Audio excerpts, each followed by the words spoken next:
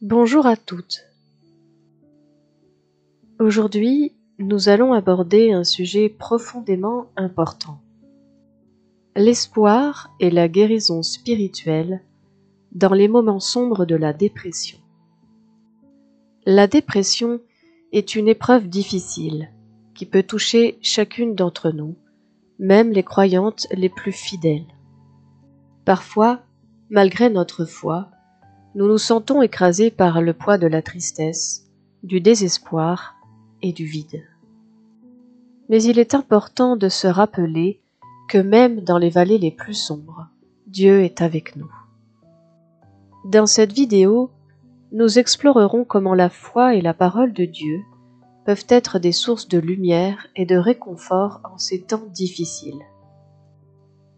Je vous encourage à rester avec moi jusqu'à la fin de cette vidéo, car nous allons explorer ensemble des ressources bibliques puissantes, partager des prières réconfortantes et découvrir des conseils pratiques pour vous aider à traverser ces moments sombres. Si vous cherchez un peu de lumière et de réconfort aujourd'hui, cette vidéo est pour vous. Voyons dans un premier temps ce qu'est la dépression d'un point de vue chrétien. La dépression est bien plus qu'une simple tristesse passagère. C'est une condition qui peut affecter profondément notre esprit, notre cœur et même notre foi. Elle se manifeste souvent par un sentiment de vide, de désespoir, une perte d'intérêt pour des activités que nous aimions et une fatigue constante. Sur le plan spirituel, la dépression peut nous faire sentir éloignés de Dieu, comme si notre prière n'était plus entendue.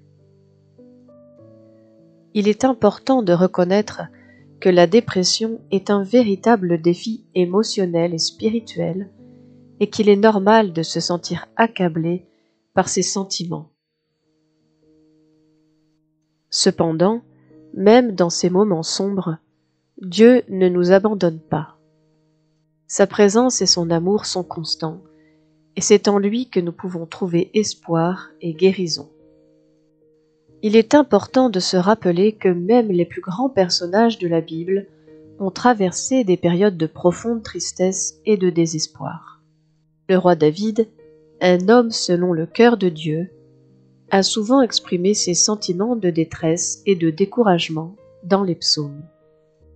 Comme le psaume 38 au verset 7, je cite « Je suis abattu et profondément déprimé ». De même, le prophète Élie, après avoir accompli de grands miracles, a ressenti une telle détresse qu'il a demandé à Dieu de prendre sa vie, dans 1 Roi, chapitre 19, verset 4. Ces exemples nous montrent que la dépression n'est pas un signe de manque de foi, mais une épreuve humaine que même les plus fidèles ont traversée. Cependant, ils ont aussi trouvé en Dieu le réconfort et l'espoir nécessaires pour se relever.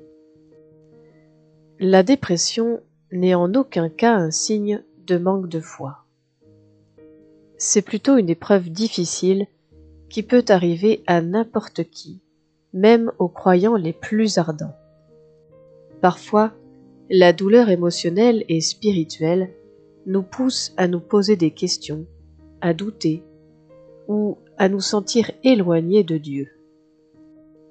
Mais c'est justement dans ces moments-là que l'on peut chercher Dieu avec encore plus d'intensité. C'est dans notre fragilité que Dieu peut se révéler à nous de manière profonde et restauratrice. La dépression ne signifie pas que Dieu nous a abandonnés, mais qu'il nous invite à venir à lui, à chercher son réconfort et sa guérison pour nous relever et retrouver l'espoir. Voyons ensemble l'espoir dans la parole de Dieu. Voici quelques versets encourageants qui parlent de l'espoir et du réconfort. Psaume chapitre 34, verset 18. Je cite « L'Éternel est près de ceux qui ont le cœur brisé, et il sauve ceux qui ont l'esprit abattu. » Matthieu Chapitre 11, versets 28 et 30. Je cite. « Venez à moi, vous tous qui êtes fatigués et chargés, et je vous donnerai du repos. » Ésaïe, chapitre 41, verset 10. Je cite. « Ne crains rien, car je suis avec toi. Ne promène pas tes regards inquiets, car je suis ton Dieu. Je te fortifie. Je viens à ton secours. » Ces versets bibliques nous rappellent que Dieu est toujours proche de ceux qui souffrent.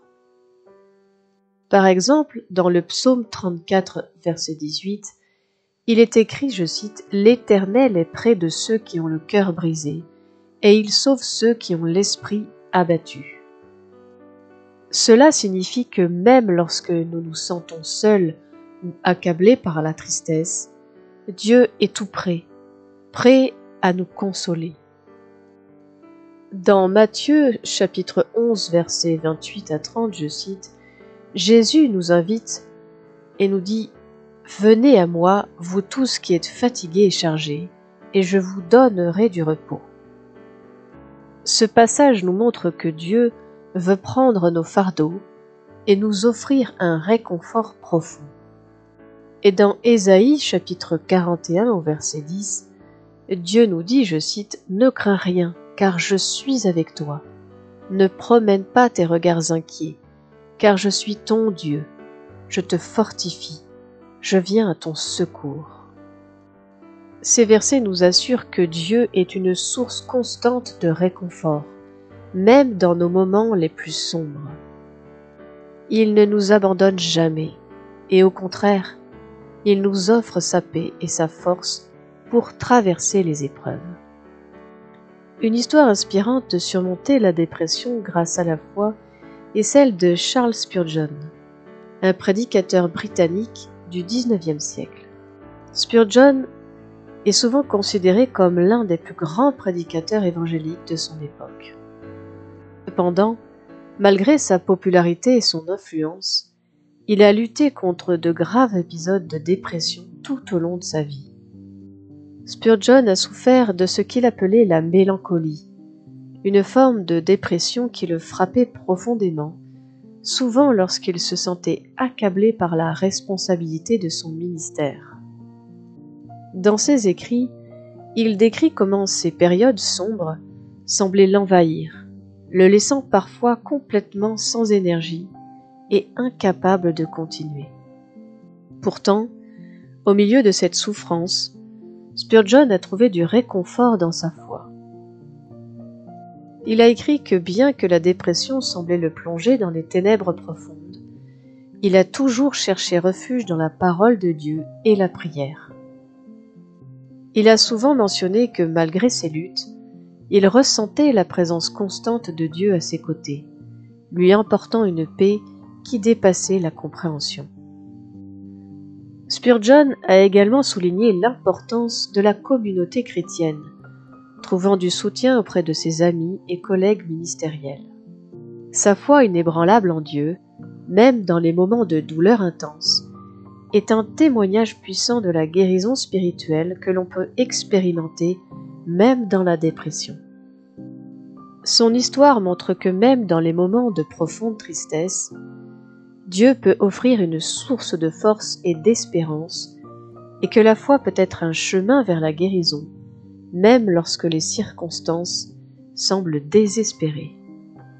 Voyons ensemble quelques étapes pour guérir spirituellement et émotionnellement. Prier et se connecter à Dieu. Si vous traversez un moment difficile, je vous encourage à parler à Dieu ouvertement de votre douleur. Il connaît votre cœur, vos luttes, et il est là pour vous écouter. Parfois, nous avons peur d'exprimer nos sentiments les plus profonds, mais Dieu veut que vous veniez à lui tel que vous êtes, avec vos pleurs, avec vos doutes et vos questions. La prière n'est pas seulement un acte de louange, mais aussi un moyen puissant de se libérer. En lui confiant nos fardeaux, nous recevons la paix qui surpasse tout entendement. Jésus nous a promis dans Matthieu chapitre 7 au verset 7, je cite, « Demandez et vous recevrez, cherchez et vous trouverez, frappez et on vous ouvrira. » N'ayez pas peur de prier avec votre cœur brisé, car c'est souvent dans ces moments que Dieu se révèle de la manière la plus profonde. La prière est un chemin vers la guérison et la restauration. S'appuyer sur la communauté chrétienne. Il est essentiel de ne pas rester isolé dans les moments de souffrance. Même si la dépression peut nous pousser à nous retirer et à nous replier sur nous-mêmes, Dieu nous a créés pour vivre en communauté. Les groupes de prière, les églises et les amis chrétiens sont des sources précieuses de soutien et de réconfort. Dans Galates chapitre 6 verset 2, il est écrit, je cite, « Portons les fardeaux les uns des autres, et ainsi nous accomplirons la loi de Christ. » Ces versets nous rappellent que nous ne sommes pas faites pour porter nos fardeaux seuls. Lorsque nous partageons nos luttes avec d'autres croyants, nous pouvons expérimenter le soutien, la prière et l'encouragement nécessaires pour avancer. Dieu utilise souvent les autres membres de la famille chrétienne pour nous aider à guérir, à nous relever et à retrouver l'espoir. N'ayez pas peur de tendre la main, de parler de vos combats et d'accepter l'aide de ceux qui vous entourent. Ensemble, nous pouvons surmonter bien des obstacles. La méditation sur la parole de Dieu. Un moyen puissant de nourrir votre esprit et de renouveler votre espoir chaque jour est de vous plonger dans les psaumes et dans d'autres passages réconfortants de la Bible. Les psaumes, en particulier, sont remplis de prières et de déclarations de foi qui expriment à la fois la douleur humaine et la confiance en Dieu. Exemple, le psaume 42 au verset 11 nous rappelle, je cite, « Pourquoi t'as battu, mon âme, et gémis-tu en moi? Espère en Dieu, car je le louerai encore. » Ces mots nous rappellent qu'il est normal de se sentir abattu, mais aussi qu'il y a toujours une raison d'espérer en Dieu. En lisant la parole de Dieu chaque jour, vous permettez à sa vérité de remplir votre cœur et de dissiper les ténèbres qui vous entourent. La Bible est une source inépuisable de réconfort et de force. Alors, chaque jour, prenez quelques minutes pour méditer sur les Écritures et laissez Dieu renouveler votre esprit et raviver votre espoir. Prendre soin de soi. Il est également important de se rappeler que le soin du corps fait partie intégrante de la guérison spirituelle. Lorsque nous traversons des périodes de dépression, nous pouvons avoir tendance à négliger notre bien-être physique, mais notre corps et notre esprit sont intimement liés. L'exercice, même léger, peut libérer des endorphines et améliorer notre humeur, tandis qu'une alimentation saine nourrit notre corps et renforce notre énergie. Je tiens néanmoins à préciser que malgré une bonne alimentation saine, nous pouvons parfois avoir certaines carences et il est nécessaire de consulter un spécialiste pour nous aider. De plus, un repos suffisant est essentiel pour que nous puissions nous renouveler à la fois physiquement et émotionnellement. Dans 1 Corinthiens, chapitre 6, versets 19 et 20, la Bible nous rappelle, je cite, « Ne savez-vous pas que votre corps est le temple du Saint-Esprit qui est en vous, que vous avez reçu de Dieu ?» Prendre soin de notre corps, c'est honorer Dieu qui nous l'a confié. Je tiens aussi à faire une petite parenthèse. Les problèmes de sommeil peuvent également être liés à des carences dans le corps. Là aussi, je vous invite à consulter des spécialistes qui pourront vous aider à rebooster votre système immunitaire, à mieux dormir, et progressivement votre corps se remettra en marche. Prendre soin du corps, c'est honorer Dieu qui nous l'a confié. Alors même dans les moments de découragement, essayez de trouver des petites façons de prendre soin de vous-même, que ce soit en faisant une promenade, en mangeant des aliments nourrissants ou en prenant le temps de bien dormir. N'oubliez pas, même en faisant ces petites choses, si vous ne sentez pas d'amélioration, n'hésitez pas à consulter des spécialistes qui pourront vous aider de façon physiologique. Parfois, une simple carence en vitamines, en fer ou en magnésium peut perturber nos hormones, peut perturber notre façon de dormir et avoir un impact sur notre morale et donc notre physique. Votre corps, votre esprit et votre âme sont tous interconnectés et Dieu veut que vous soyez en santé pour lui servir pleinement. Je vous propose une prière puissante pour la guérison spirituelle et émotionnelle. Seigneur, je viens à toi avec un cœur lourd. Je te demande de me guider dans cette vallée de l'ombre de la dépression.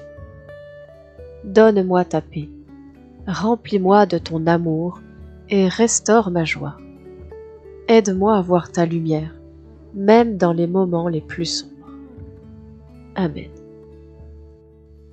Je vous encourage à répéter cette prière régulièrement, surtout dans vos moments de détresse.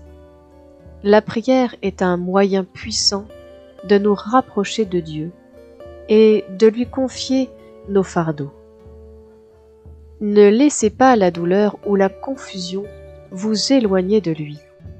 À chaque fois que vous vous sentez accablé, prenez un moment pour vous tourner vers Dieu avec cette prière ou avec vos propres mots, car il est toujours prêt à vous écouter et à vous offrir sa paix. Vous pouvez dire, par exemple, « Seigneur, je viens à toi avec un cœur lourd. Je t'apporte ma douleur et mes fardeaux. Remplis-moi de ta paix, renouvelle mon esprit et restaure mon espoir. Donne-moi la force de continuer même dans la tempête et aide-moi à sentir ta présence tout près de moi. Je mets ma confiance en toi, Seigneur. Amen. » Je vous invite à répéter cette prière chaque fois que vous en ressentez le besoin.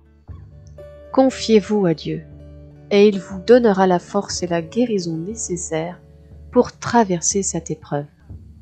Il est important de se rappeler que la guérison est un processus. Ce n'est pas quelque chose qui se fait du jour au lendemain, mais plutôt un chemin que Dieu nous guide à travers un pas à la fois. Même dans les moments les plus sombres, l'espoir ne doit jamais être perdu. Dieu est fidèle et il travaille dans nos vies même lorsque nous ne pouvons pas voir immédiatement les résultats. Dans Romains chapitre 5 versets 3 et 4, il est écrit, je cite, « Nous nous glorifions même de nos souffrances, sachant que la souffrance produit la persévérance la victoire dans l'épreuve, et la victoire dans l'épreuve, l'espérance. » Alors, même si vous traversez une période de profonde douleur et de lutte, tenez ferme dans l'espoir. Dieu est avec vous à chaque étape et il vous guidera vers la guérison, c'est certain. Ne perdez pas de vue sa promesse que même dans les ténèbres, il est la lumière qui éclaire votre chemin. L'espoir en Christ est inébranlable et avec lui, il y a toujours une voie vers la restauration et la paix. N'oubliez pas que Dieu utilise différentes ressources pour nous guider et nous guérir. Prenez le temps de vous nourrir spirituellement chaque jour et sachez que vous n'êtes pas seul. Prenez bien soin de vous. Je vous remercie d'avoir écouté cette vidéo et je vous souhaite d'être grandement bénis par notre Seigneur Jésus-Christ.